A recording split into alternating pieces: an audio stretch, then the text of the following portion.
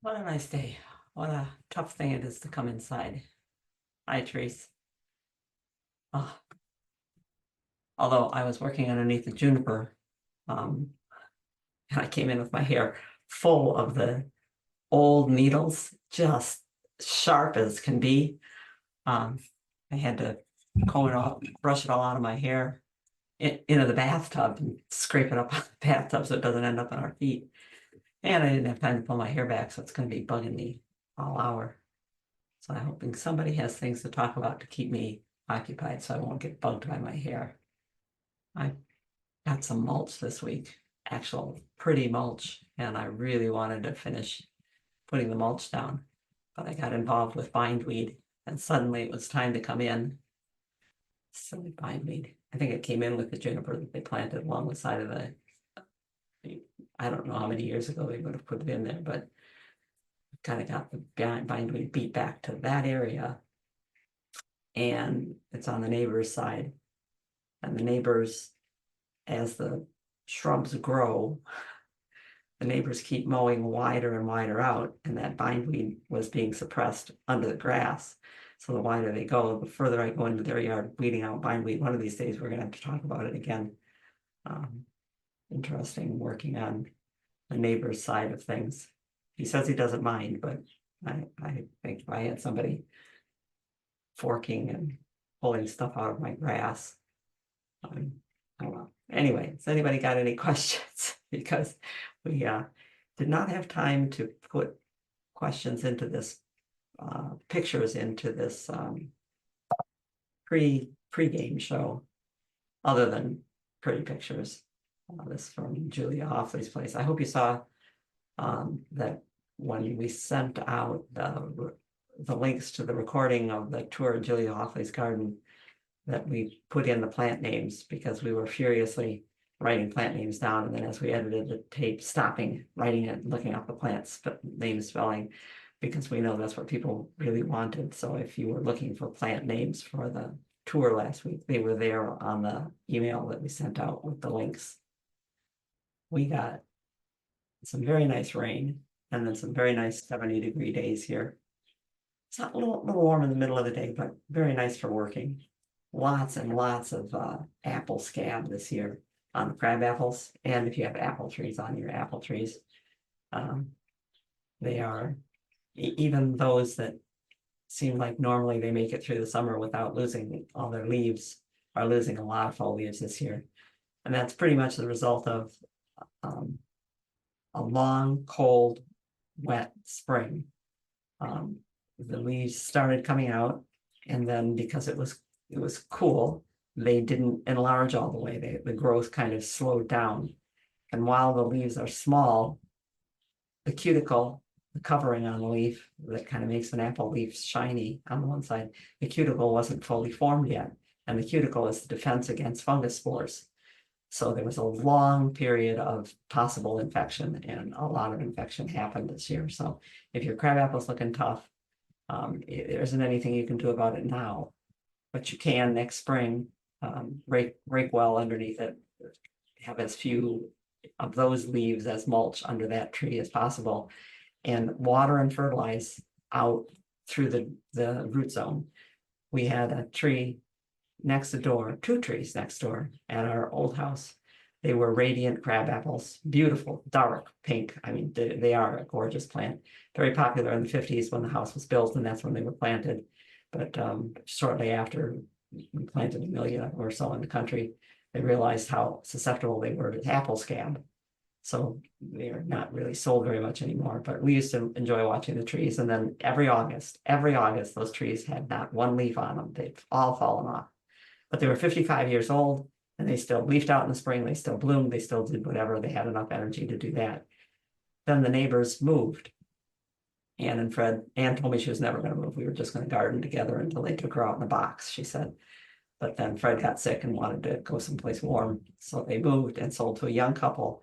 And Tom, of that couple, was just a lawn fanatic. He was out all the time, fertilizing the lawn, watering the lawn, something that Fred had never done, because Fred was very parsimonious, if that's the right word.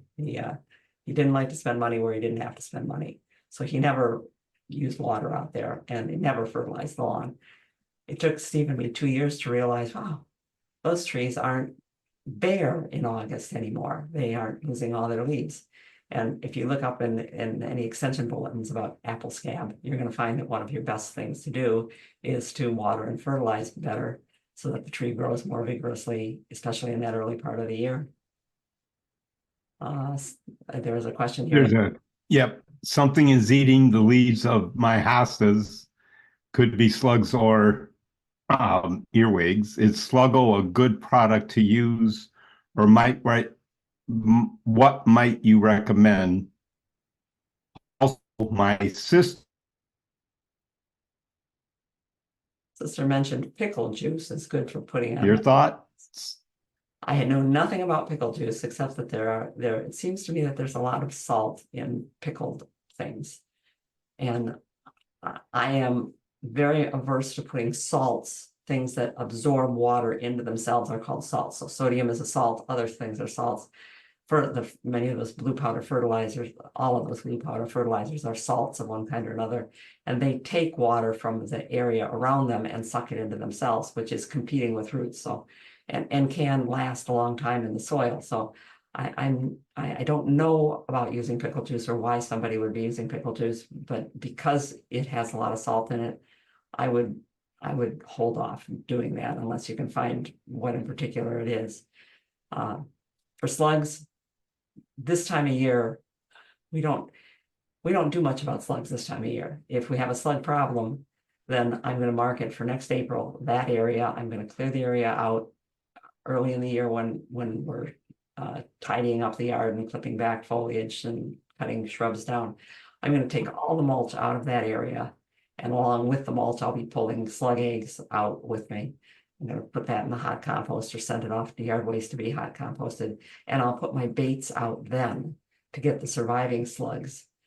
Because if I put baits out now, what might happen is what happened to someone that Sonia worked with when Sonia was in high school. She had a summer job, and one of the people was complaining about slugs. She asked me about slugs, and I said, well, you can bait them and catch the slugs. And one way you can do that is with a shallow saucer of beer. They'll go into it, be attracted to the beer, and then they end up drowning in there. And then the more slugs that are in there, they're attracted to the smell of decaying slugs, and they'll come there. Well, she told the woman this, and the woman started bringing in every morning a coffee can full of slugs. And if you want to talk disgusting, it's looking at a coffee can full of slugs. Look how many slugs I'm catching. So you can put out baits, but this time of year, the damage, much of what you see in the holes in leaves of hostas, the damage happened before when the leaf was still expanding, and what was a 3-cell hole when the cells were still not expanded is now a 3-cell hole with the cells, the space that the cells would have taken up. So the hole got bigger. So I don't put out slug baits now, but Sluggo, I understand that Sluggo does work for people who use it. The research shows that sometimes it doesn't kill the slugs, sometimes it just stops them temporarily from eating. So it may not kill all your slugs, but have at it, see what happens. Priscilla has put into chat, and it is a thing that works using ammonia. Just a 10% ammonia solution, and pour it around each hosta, but sprinkle it around so that it's spread around. The ammonia melts the slug's outside skeleton. It's rather an ugly thing to think about, but it does work to do that. Just be careful. She had her hand up when we were left. Trace, why don't you go ahead? Hi guys, thank you. Listen, I just wanted to mention, I seem to have spider webs everywhere. They are like tunnel spiders in my boxwoods, and I've got them in my arborvitaes, and I've got them in any piece of art I've got in my yard. Is it a particularly spider year? Does anybody else, anything? I don't know. Yes, it is a particular spider year. When it's a buggy year, the spiders that made it through the winter get a chance to propagate themselves, go forth and and fill the world. And we were watching one day, because there are a lot of webs on the plants, webs in the shrubs. If one day I was watching and a hummingbird was darting in and out of the boxwood. And I thought, what are you doing with the boxwood? It doesn't even have any flowers on it. And I looked in the boxwood and there were webs like this in the boxwood. And what the hummingbird was doing was going in and taking insects off of the web, which I thought was a pretty cool thing. But it is a spidery year, and you'll get that happening. We had a buggy year last year. And when there's a lot of bugs, then you get a lot of their predators, and then the predators, if they get a good year the next year, are up on top of it. But they're doing us a favor. And I understand hummingbirds also use spider webbing in their nests. Well, thank you. I was just wondering if it was just my yard in particular. I left my tennis shoes, my gardening shoes out on the porch. And when I went to them the next morning, there was already a spider had taken up residence and made a beautiful web inside my tennis shoe over in one night. Yep, the same thing happened with us. I went to put out the yard waste. And I just filled those bags over working at the neighbor's house the other day. I had 2 bags and I went to put them out and they were webbed together already. So yes, spiders are an issue. If there's other questions, go ahead and go with them. Yeah. I saw Hi, Judith was asking, hi all. My lilac bush has a couple of branches where the leaves are curling and have dusty markings on the top of the leaves, which look like. I should have put the lilac pictures in. I was going to, and I thought, no, I'll wait on those and put them in for the webinar next week. Lilacs that have borer damage are really hard hit this year. And if I'd gone with my gut and put the picture in, I could have shown you a picture, but look at look at your lilac at the crotches, especially the larger branches, bigger than a broomstick. Look at the crotches where a branch departs from the main cane, and you'll probably see indentations. And actually, if you look close, there's holes there. The lilac borer lays eggs on weak crotches, open spaces, damage on the bark, and the borer, the caterpillar, it's a moth, the lilac borer. The caterpillar chews into the lilac, and year by year, as it chews around through the winter and comes out in the spring, it does more and more damage to the cambium and to the wood. And the lilac moths keep using the same space, because once there's a hole, then there's even a better place.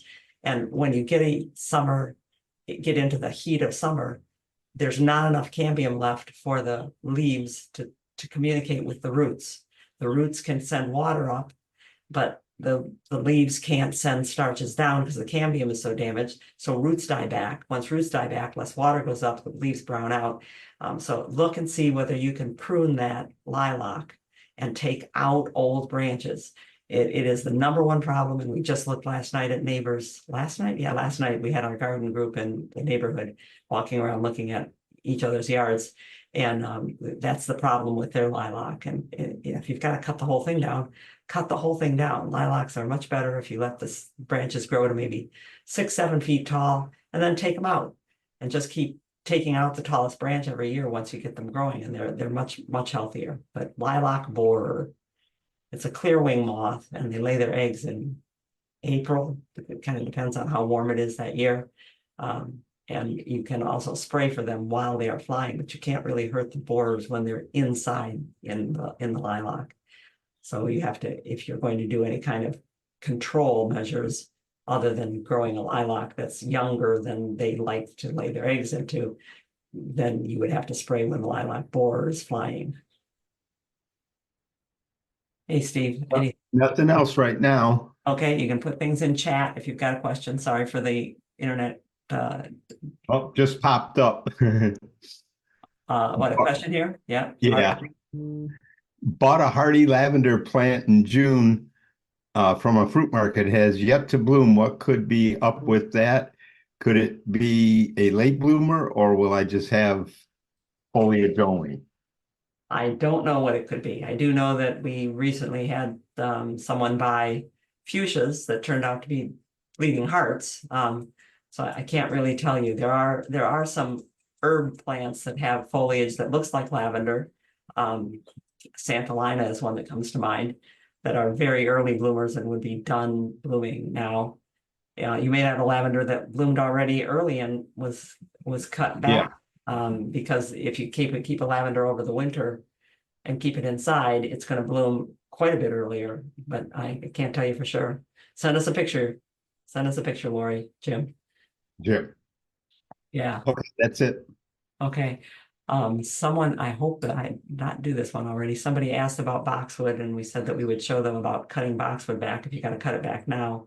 Your serious cuts are better in March, in like the end of winter.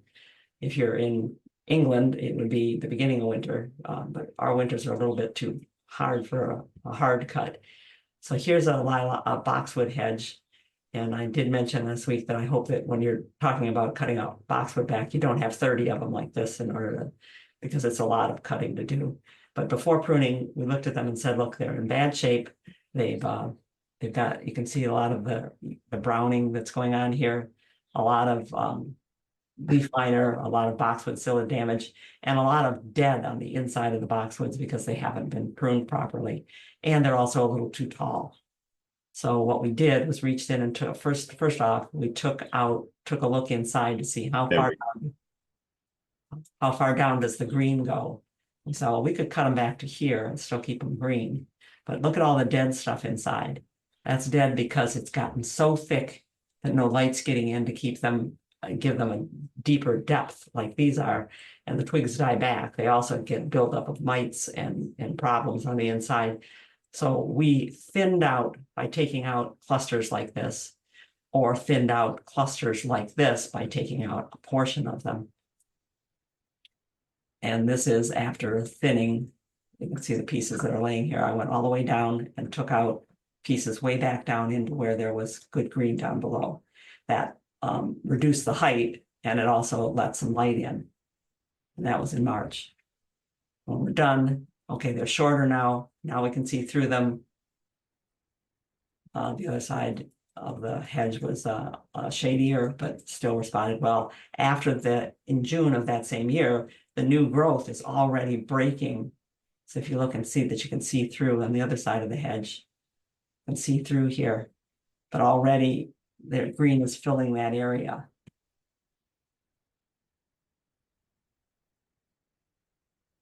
So now 2 years later, I've pruned him again to take more out and let more come up because the greenery is coming up and we want them to be thick all the way through.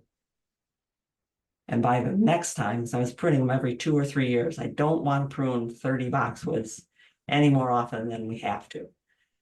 So I cut them back so that they can grow for 2 years, and they grow for 2 years and they look nice. And by the second time after that hard pruning, now there's almost no gaps in them and they're filled back in again. Yeah, Teresa asked no shearing, but I just said no shearing on chat. I didn't shear. I could have sheared, and I could have sheared and then thinned, but just by thinning them and cutting some of the branches back by hand, I could do the whole thing that way.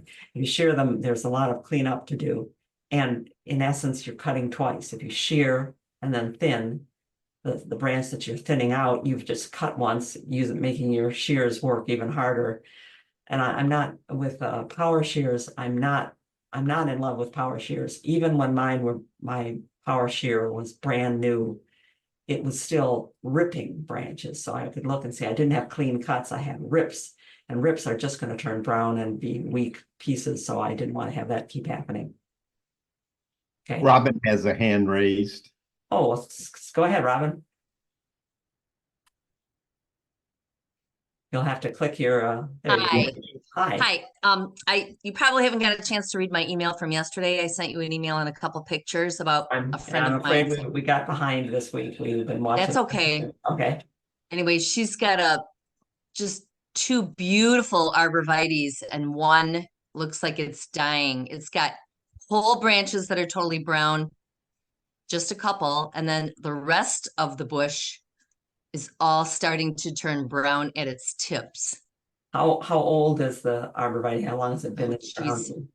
I don't know, but it's probably about 10 feet tall. And the one Yeah. next to it is gorgeous.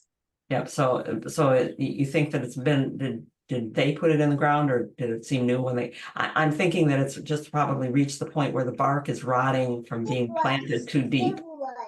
Because we see that happening with arborvitaes all the time. They'll go along for a while, living on the adventitious roots from being planted too deep, because all arborvitaes, every arborvitae we've ever seen available in any nursery is planted too deep in the pot.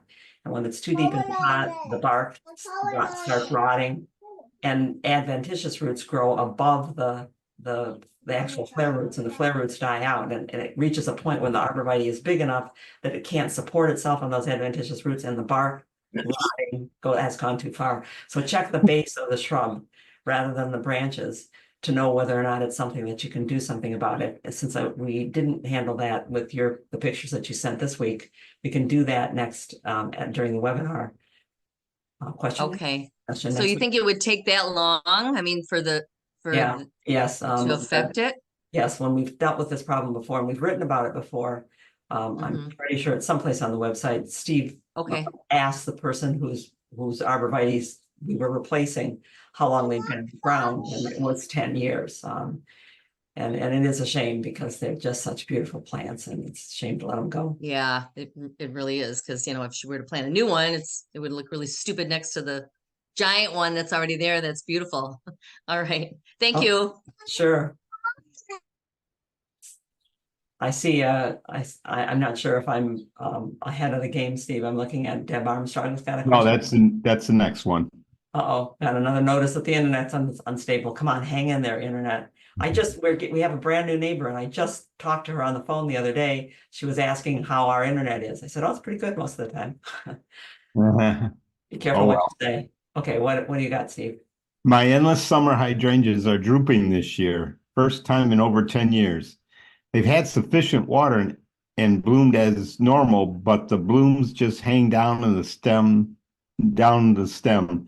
Any clue why? Deb, are the leaves hanging at all, Deb? Because there is a chance that they've got too much water. Hydrangeas, if they're out in the sun and heat, or if their roots are too wet, can go into a wilt, and the stems will droop. The leaves will also droop, and if it happens enough times or over enough period of time, they can become a chronic wilt where they do that. So it could be root damage that's caused this to happen, and the root damage might be from too much water, or it could be something ate through the roots, chewed through. We had a spring where we wondered what happened to a big perennial that was the most beautiful that we'd ever seen. And it was just gone. It just disappeared. Well, it turned out that the chipmunks had made a warren underneath it and chewed off all the roots underneath the plant. So I would suspect root damage with that. And in a year like this, let's see, what else did I just see recently that had too much water? Would that explain, Nancy's asking, does that explain why Annabelle's droop? Annabelle hydrangeas usually droop, well, they splay because the flower is so heavy. If you saw a species hydrangea arborescens rather than Annabelle, the flowers look nothing alike. It's a lace cap on the standard species plant, but somebody kept selecting for more and more of the sterile flowers, the ones that are showy and white, until they're so huge that the stems really can't support them well.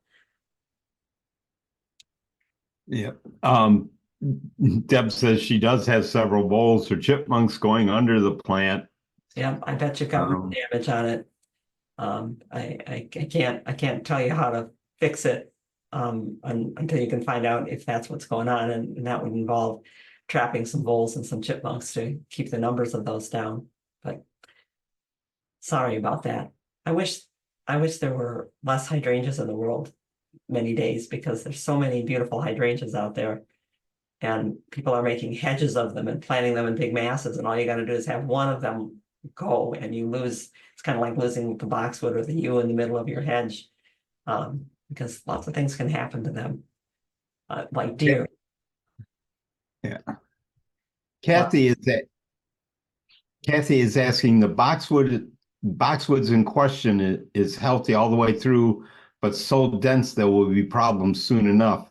And more than anything, they need to be smaller in a diameter. From what you said, it seems it would be best to take out a few clusters and trim back to shape. This is not a hedge. Do I understand you right? Yes, you understand correctly. Take some branches, some of the widest branches, take them, follow that branch all the way in and cut it all the way back down inside. Take some of those out on the outside and maybe some on the top.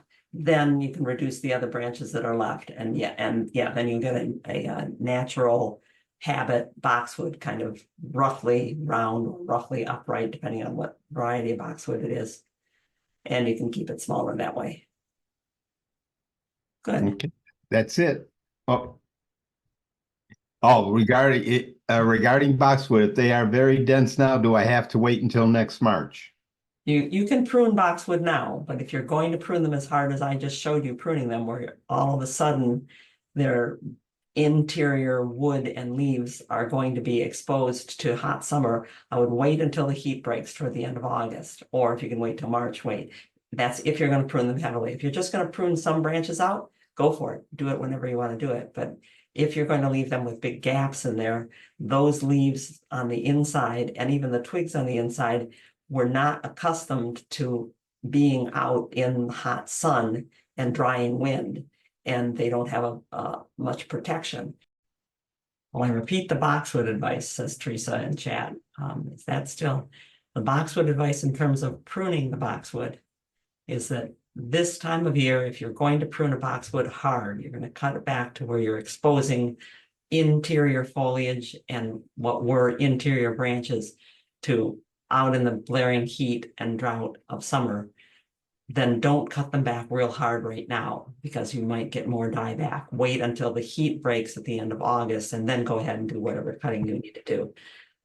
That's one of the reasons that I usually wait till the end of winter. End of winter, when all the really cold stuff is past, the interior of the plant gets a chance to acclimate to the new temperature and wind, etc. But just don't cut them back hard real much right now. I am going to go back to my list until someone brave enough to try out chat and see what happens. So we can. Well, there's something right here about Jim said he read a blurb about new hydrangea coming in 2025 called Flowerful that has 2 to 3 times more blooms and better at not drooping, etc. Have you heard anything about this? No, I haven't, because I am tired of hydrangeas personally. There are way too many of them out there. Let's have some late blooming ones if we're going to create anything, please. Steve has been ranting about whatever you call it. He's been ranting about the number of hydrangeas and that there are too many that bloom earlier. Every time a new hydrangea comes out, there are promises made. Incredible was supposed to have stronger stems and stand up from Annabelle. Incredible lays down just like Annabelle does. I mean, they're going to tell you that they've got something better, but something better is not necessarily what we would think was something better. So I'm not believing any of that. Actually, I'm looking for the species hydrangea. There are several older varieties of the hydrangea arborescens, the snowball hydrangea, that have a flatter flower, that are better for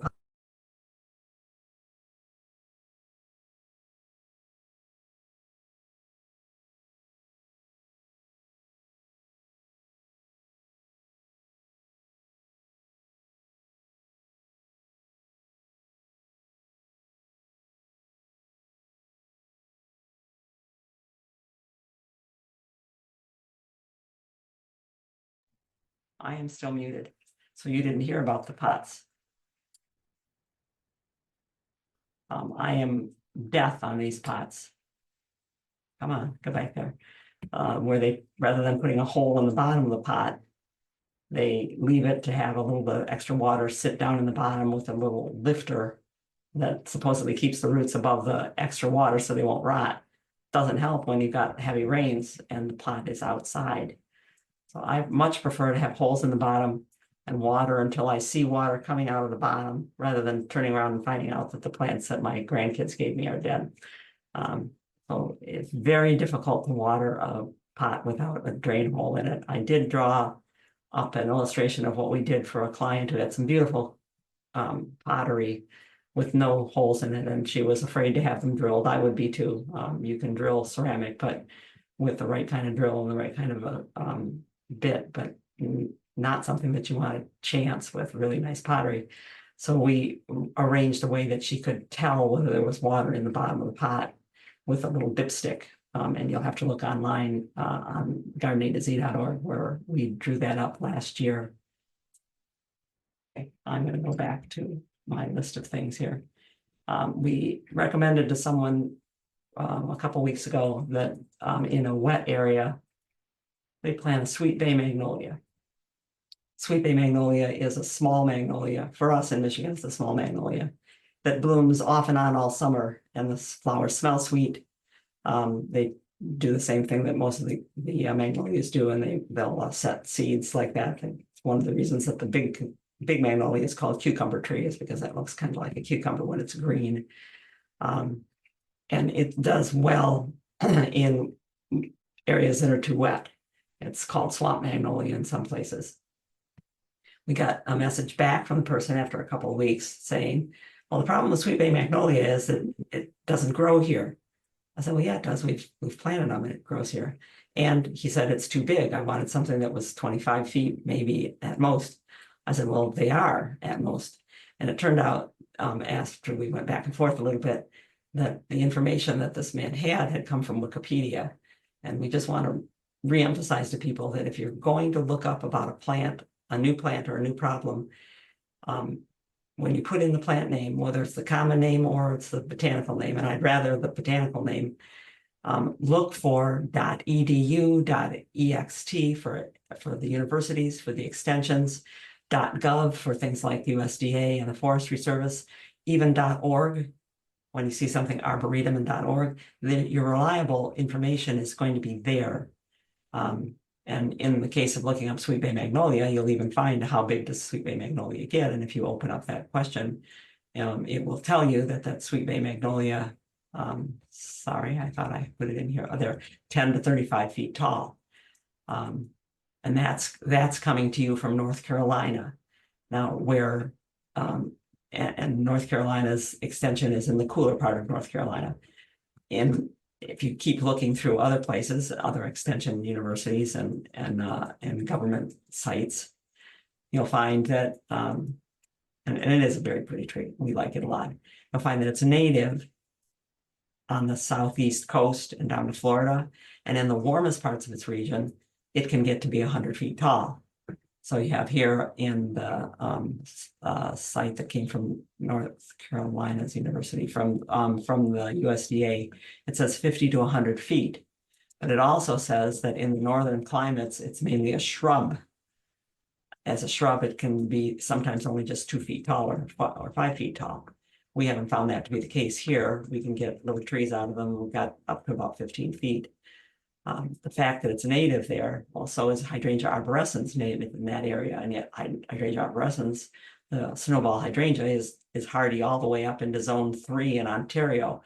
What happened when the glaciers came down is it wiped out a lot of plants up to the mountains, and things stayed there and haven't necessarily moved themselves around. This is a sweet bay magnolia that we put in, and another testament to the don't plant big, plant small if you can. I expected to see this. You can't grow a plant that big in a pot that size and keep the roots in their right configuration. So we took that out, had to saw through the pot and saw the bottom off, then cut off the girdling roots, even chiseled off a large girdling root. There's no choice. And then sliced down the sides. And it grew fine. I don't think you can see, it's a bad day to take a picture, but Janet's not great on photography, just recording for my looking at the clients, what's going on. But if you look, can you see the growth rate? Can you see the green twigs versus the brown twigs? In that first year, it grew 18 to 24 inches new growth and was on its way up to 8 or 9 feet. And was flowering.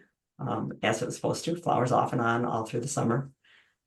And one of the reasons we put it there is not only because we suspected that it might be wet, the whole area was river floodplain at one point.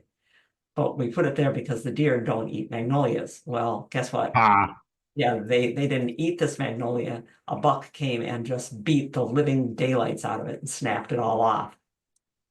So and pay attention to where you're getting your information from. The fact that it can grow 100 feet, and the national champion is 97 feet in Georgia. So the biggest recorded one right now is 97 feet. There must have been one bigger at some point, why they're saying 100 feet, but you gotta watch out for those kinds of things. We'll go back and see what else we've got here. Whoops.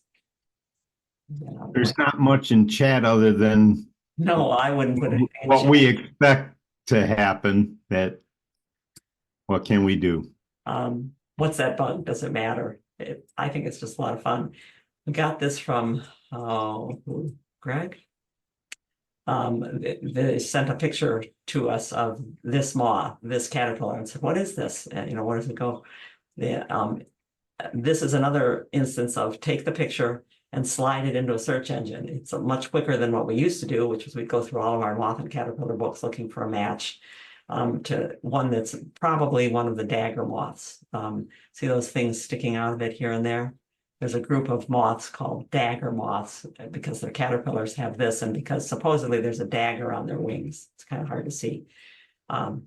It lives on a bunch of different types of trees. And it's one of those caterpillars that you don't want to pick up because you can irritate your skin, but it doesn't bother too much. But look at this other, it's called a paddle caterpillar. And look, it's our friend Joe Boggs again down at OSU. I said, wait, I know about acronicta. There's an acronicta that we should get all excited about. Let's see if it's this one. Isn't that a cool looking caterpillar? And funeralis for its colors. We had this in the butterfly enclosure at the grandkids' house. My son said, "Hey, this wasp was inside the enclosure and we did not open the enclosure." Yeah, that's a parasitic wasp.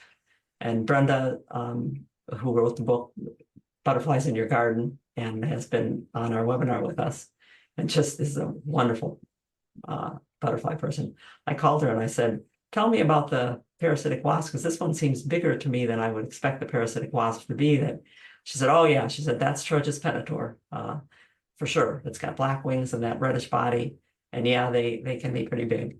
It lays its egg in.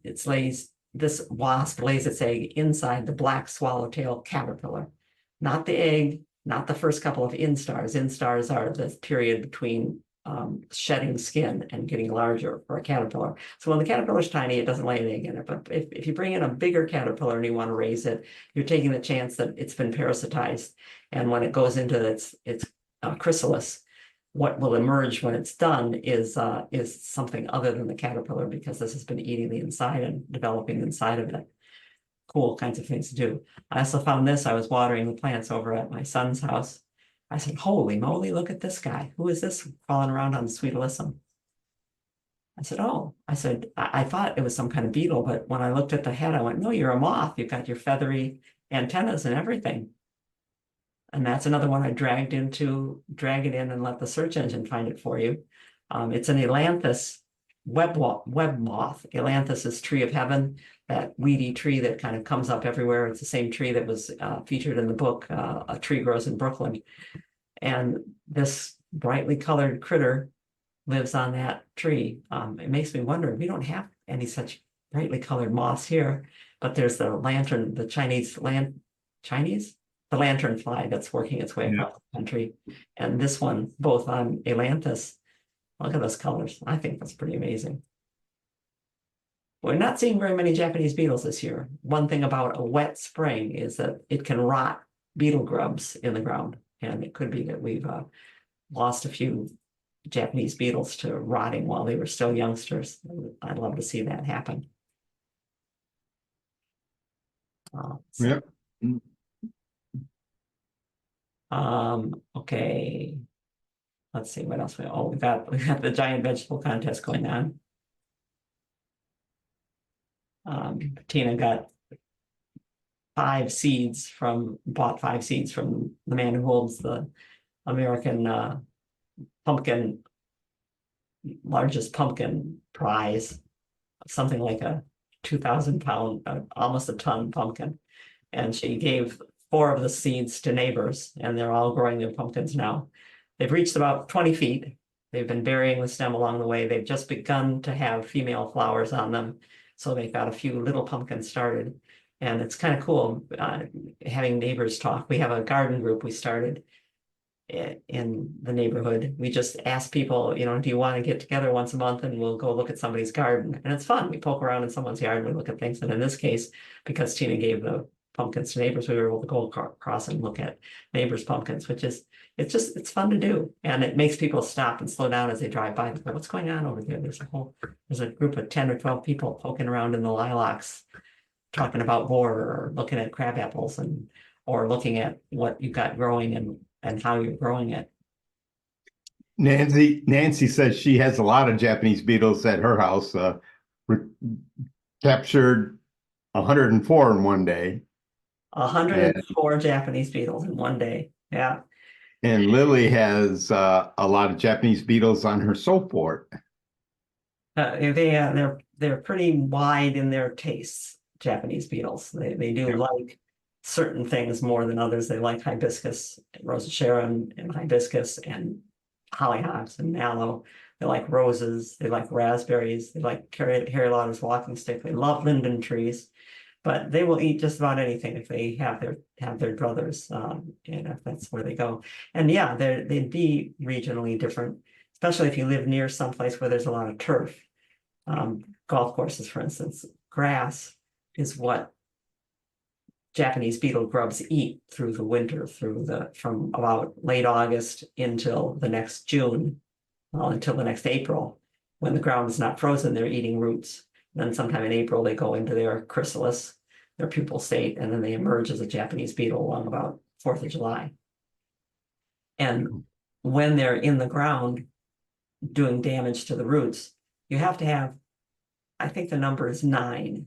An average of 9 per square foot is too much for grass to take, even grass that's been irrigated. So golf courses can tolerate a certain number of Japanese beetles, but they got a lot of grass. Remember, Steve, when Corey was caddying in high school or middle school? And we would pick him up after he got done caddying, and I was driving him home one day along with his friend Rob, and they were arguing about something. And Corey said, they're not a natural part of the course, so it's okay to move them. And Rob went, no, they belong there and you shouldn't have moved them. Corey's golfer had asked him to please clear a path through the Japanese beetles because there were so many beetles emerging from the ground that he didn't feel that he could putt. So Corey cleared the Japanese beetles out of the way, and Rob was sure that he shouldn't be able to do that. So you can get a lot of Japanese beetles emerging depending on where you are and what's going on in the lawns nearby. I one time accused our friend, our neighbor up the hill, Fred. He was explaining to me how many skunks he had captured by putting a trap out baited with cat food, wet cat food. And I said, Fred, the skunks aren't doing anything really terrible. Or if you've got one skunk under your shed, trap it. But if you're trapping 9 skunks, you're trapping all the skunks in the neighborhood, and they are doing us a favor digging grubs out. I mean, they come out at night, they work at night, they're very methodical, much better than squirrels or starlings. They'll work a patch of a square yard, and they'll dig every grub out of that area. You'll find little holes in the ground. I mean, everything out there is doing us a bit of a favor. I have a question. I have a question to ask people before we take another question, Steve. I have a question about the hybrid purple coneflowers. A neighbor asked me this while we were walking through her garden. How is the color holding up over the years? This is one that she bought called Sombrero Adobe Orange. And she said last year it was orange, and it's not orange this year. It's more yellow and faded out. And likewise, Sombrero Salsa Red, she said this was red violet last year, and it's coming up pink this year. We don't grow the hybrid echinaceas, the ones that they get these other colors like the yellows. They get by crossing purple coneflower, Echinacea purpurea. They cross it with Echinacea paradoxa, which is yellow, or with Echinacea pallida, which is drooping petals and pale pink, and they cross and they get these strange kinds of things. We aren't really keen on those. We just want ours to be able to naturalize.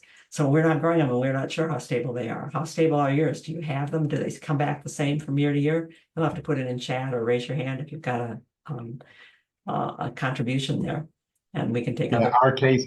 our case said he stopped buying the hybrids because his were typically short-lived or even changed colors. And we heard that from the Richard Hawk runs or ran, I guess I'm out of touch, at Chicago Botanic Garden. He ran all the field trial and published the evaluations of various perennials and shrubs where they would grow them for 4 or 5 years and then publish how well the various varieties did. And they also, out of Chicago Botanic Garden and other botanic gardens, they introduced new varieties. And he told us one time, he said, we're kind of stuck. We get something that looks good. We have to patent it and introduce it right away, or we can't introduce it at all because other people are all doing the same thing. So some of these plants were introduced when they really had only been evaluated over a year or 2 years, and we're left holding the bag, we people who buy them at retail, because we don't know how long they're going to hold up or what things are going to happen to them. So it's good that we talk about it. Yep. Pat was wondering, will that ammonia mixture kill the eggs of the Japanese beetles? Ammonia mixture kill the eggs of the Japanese You beetle. wouldn't want to put an ammonia mixture on your lawn. Well, ammonia is going to Would it's going to be nitrogen for the lawn. A lot of Oh, it, yeah. but you have to watch how much you're doing because you can burn your lawn doing that. I doubt very much you could do that. These eggs are laid in the soil. You'd have to saturate the soil. That's a lot of ammonia, a lot of water. The problem with killing grubs, with anything that you're trying to kill grubs with, is that you have to saturate the soil, and whatever you're doing is going to affect everything in the soil. And there's good things in the soil. There are rove beetles, for instance, and click beetles. They're the black elongated or brown elongated beetles, and they move really fast. You'll be digging and something will just come scurrying out of the way, longer than they are wide. They eat everything. As grubs and as adults, they're eating other insects, and I'd like to have those around. I wouldn't want to kill them.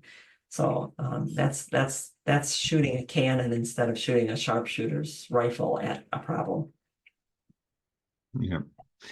Diane said she finds if she lightly flicks off the Japanese beetles as soon as she sees them into a soapy water bowl or can, it seems to fend off more. Yeah, because when the first ones come in, they send out right away. They send out some kind of communication to other ones. Come here, there's food or something. Yep. Along those lines. They do. They release pheromones as soon as they start eating well.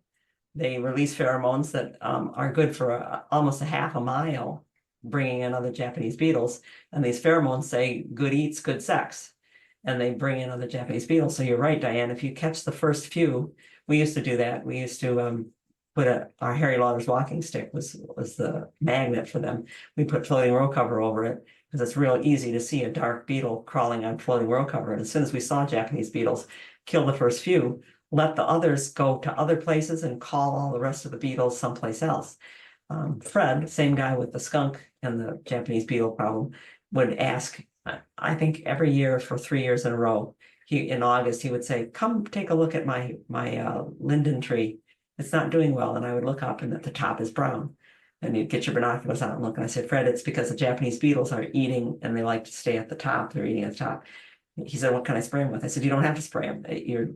Your trees are not losing that many leaves and it's growing just fine. And every time I would tell him that, I would walk home thinking guiltily, maybe I should tell him to do something about the grubs. But I like the idea that if I caught the first few Japanese beetles that came into our garden, the rest of them would all go to Fred's house. And this was a different Fred, by the way, than my Fred that I talked about if you were here during the crabapple discussion and how they do. We have some. There's Judith would like to have a repeat of the staking. Of the staking? Yes. Oh, okay. And actually I didn't do the staking. I bypassed that one. Oh, she said, okay, because she said, could you it came up repeat on, what you had? it came up on the screen. I'll tell you what that was about. That was about, and Steve probably has pictures of more practical staking. But we knew what we were in for this spring. I said, I need to put some strong stakes around the cup plant. Doesn't make it any easier that I told myself that 6 or 7 times and then said, well, I'll do it later. There's our cup plant.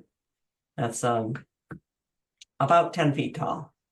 And it is, uh-oh. Oops, we didn't make your pointer big. No, we didn't make your pointer big, but it's In the yellow. internet, we just got a notice on the internet, warning, warning. Well, you might be on the internet, Steve, but I'm on my phone. Oh, okay, so you're probably gonna be okay. These yellow sunflowers, it is a sunflower relative and it's a prairie native, are blooming now, and then they make a seed that the goldfinches like a lot. So we want to grow a cup plant, but it's big, it's huge, it's enormous, and we don't have a full sun place with great big grasses to hold it up. So what it did was, as it starts opening, it does what most plants do. The flowers want to tell the stems to elongate and lean outward so that the seed drops not in the crown of the mother plant. So it's leaning out on everything. It's leaning on this aster, it's leaning on this vernonia, it's leaning on our blue branch. It's just leaning in all directions. I said, oh, shoot. So we didn't stake it. So I'm gonna look, and this was 3 weeks ago now. I cut stems out of it. I said, okay, I'm gonna leave only the strongest stems up here. I'll cut the rest later. So I cut 22 stems out of this and dragged them around back for Steve to chip up, and left about 20 stems in. When I got done cutting them out of there, and it was not easy to do, you had to crawl in to do it, I could stand in the middle in between those that are left. Now, after they finish blooming, I'm just going to cut those all the way down and let the plant grow back. But next year, and I'll wait and show you, I was just telling Steve the other day what kind of staking arrangement I worked out for the cup plant next year, because we feel we must have this plant.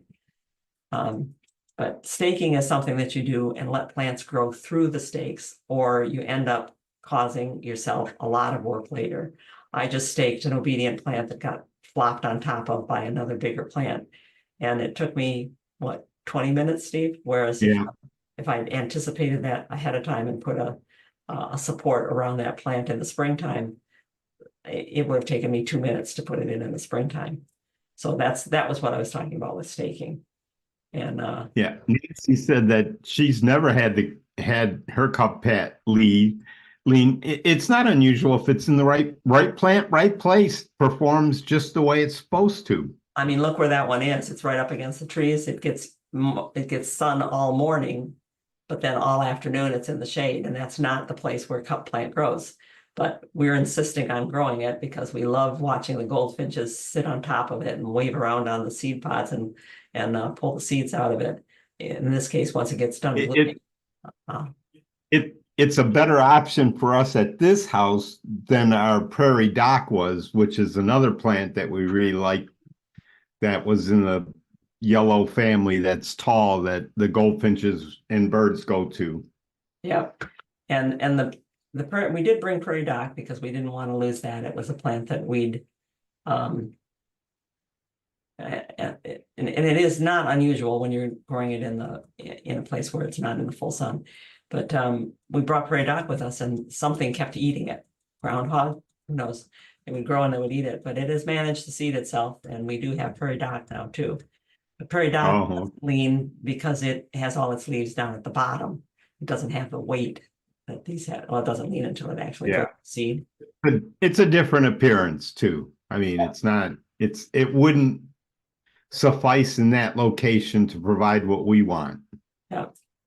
But I am deadheading a lot. I've been cutting a lot of things back. And I would recommend that you not count. So this is a cluster of, I think originally there were 5 Skywalker blue Veronicas that I put in here, and it's just one big clump now. But you can see how long of the stems that are left. You can see that there's a lot more seed forming than there is flower coming on each spike. I left them up because they're in an area that's not actually part of my garden, and because the pollinators really like them. They don't care that they're seed forming, but I'd like to see these bloom again, which they will bloom again if they don't make too much seed. So I cut them back. And when I finished, just for the heck of it, I counted. There were 542 stems on this, 542 flower stems on this that I cut off of it, and it'll bloom again. So deadheading is something that, taking shears and just clipping the top would probably be the better way to go, but heck, it's just interesting to find out things like that. 542 is a lot of flowers. No wonder the bees like it so much. Yep. Yeah. Yeah. Plants are prodigious. They are. This is one crabgrass.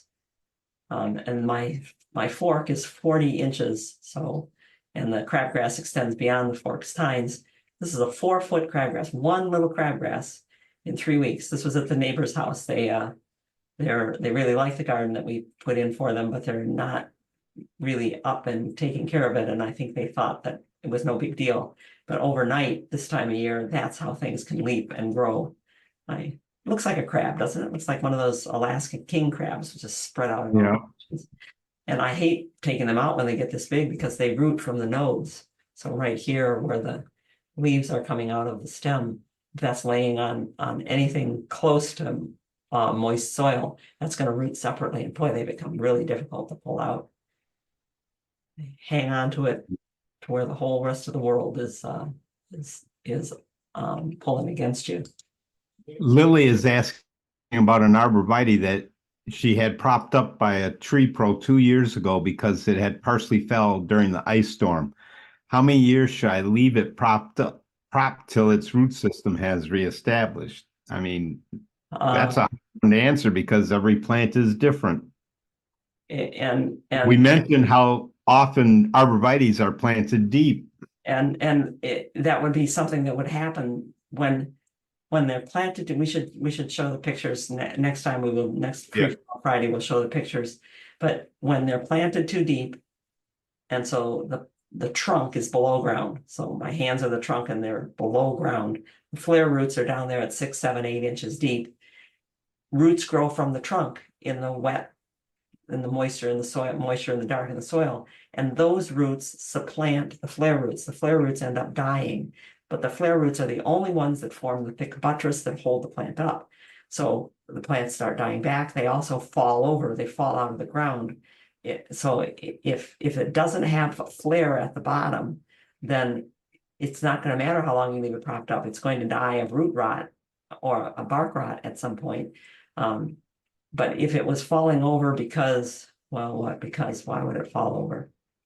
Maybe there was damage to the roots. I've seen people rototill roots, and now the root that was extended 10 feet out from the plant and had a ton of soil on top of it is now only 2 feet across, 2 feet out from the plant, and has been cut off from all of the weight that was holding it steady. If that's what the situation is, if the plant is growing well, and you look and see the new growth is maybe 4 inches that year, you can probably bet that you've got about 8 inches of soil. So if you know what the 8 inches of root growth, because the roots will grow probably about twice as much as the leaves do.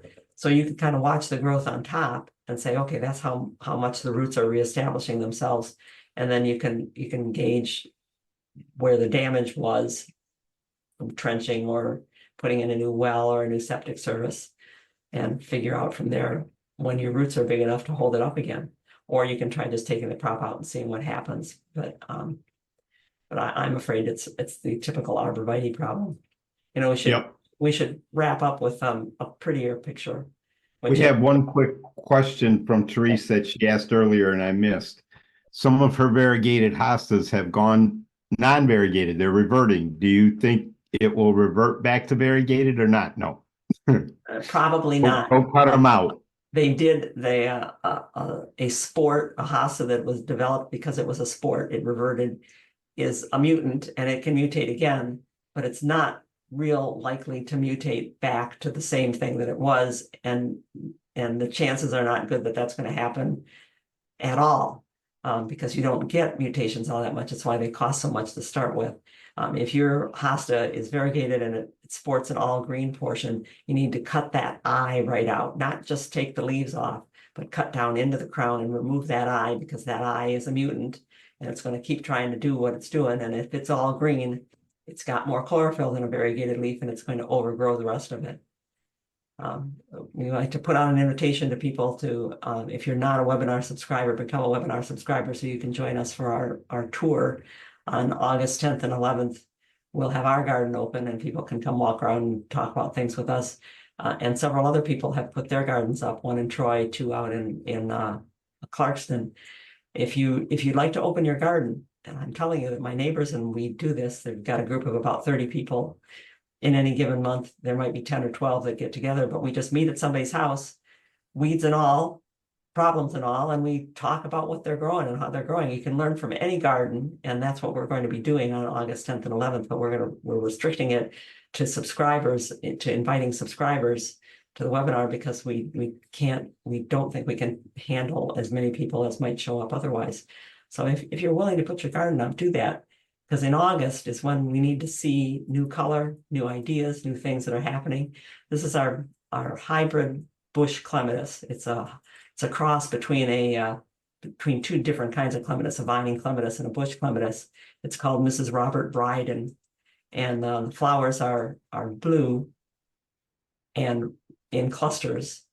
And normally they open in August. This year they've opened in July already, and I'm hoping they're still going to be there until August. They're in our blue garden with the blue plumbago, which is also normally blooming in August and blooming early. But you want to find these kinds of things. Toad lily doesn't usually start until September, but maybe it'll be started in August too. I do like toad lilies a lot, and so do the deer. If you've got toad lilies or hydrangeas for that matter, and you've got deer walking through, you're taking your chances that they're going to stop and eat those things. And fall color, looking for what things turn a nice fall color, because the later the color, the better. We've got to keep the garden going. There's a Spirea prunifolia here that's turning orange, and we have that old Spirea in our yard. It's not available that I've seen at nurseries lately, but it was popular back in the 50s, and people share plants that way. They go, oh, I'd love to have that. So join us if you're a subscriber or think about becoming a subscriber. Maybe one day we'll open it up to everybody. This is one of the oh shoot, I forgot the name. One of the eupatoriums, one of the they're related to Joe Pye, and it doesn't bloom until October.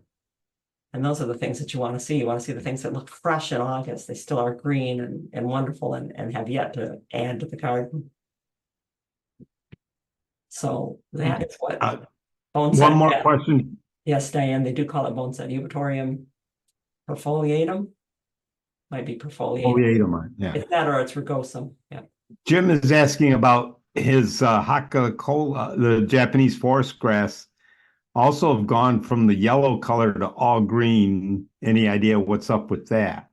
The golden satin grass, or Japanese forest grass, is named for Mount Hakone. If you wonder how to say it, it's Hakone Kloa. I've heard that many times and I still can't say it. Yeah, Hakone Kloa. There are several different varieties. One has is a gold leaf with a green stripe up it. That's called Aurea sulcata, I think. There's one that's all yellow and it's called Solar Flare or all gold. And those are both sports off of the species, which is green. And you can get just the green one is pretty too. And just like a hosta, when it sports to all green, that tends to overgrow the rest of it. So you'd want to take the sport off. They are mutant plants that some people say we shouldn't be growing. They call them aberrations of nature, and we shouldn't be cultivating them. But that's at least half of what gardening is cultivating stuff that we like the looks of, regardless of whether it would survive on its own in the world, aberration or not. We're going to keep it going. Yep. All right. Bruce has a quick comment that ever since he spread volcanic rock under the hostas, he hasn't had any trouble with slug. I've heard before that sharp objects, Kurt used to use diatomaceous earth. And we talked about that a few weeks ago, putting the diatomaceous earth powder, which is really just sharp little crystals of silica, on the stems of plants so that the slugs crawl across them and get irritated. And the volcanic rock is full of silica, so probably the same thing going on there. So that's not it, number 12, it's number 14. Sorry, I forgot to change that, Steve. We're done with number 14. We'll be I thought sure I changed this. Oh, you know what? I changed it on the one from last week. Our next free for all is 2 weeks from now, because next Saturday is the first not tomorrow, but a week from Saturday is the first Saturday of the month, and we'll be doing our regular webinar. So our next Free for All Friday is on August 9th. And we'll see you there. And there's still time to become a webinar subscriber if you want to join us for the tours. Try it. Mistakes of the year is what we'll be talking about next week. And I think you might want to hear about the mistakes that gardeners make. It's we're not pointing fingers at anybody. We're laughing at ourselves next week about the mistakes that we make. And True. If we didn't make mistakes, we wouldn't be gardeners. no, true. Mistakes are what we learn from. So thank you for being here. Thank you for putting up with the wonky internet. We'll hope for better next week. And We've handled a lot of webinars in these and not had much internet problems. So it's smooth sailing a lot of times. Been good luck so far, but one time or two times, unfortunately. Yeah. Thank you all again. Yeah, we will. Top for now. We'll see you in 2 weeks on Friday or 1 week on Saturday if you are a webinar subscriber. Thanks for being here.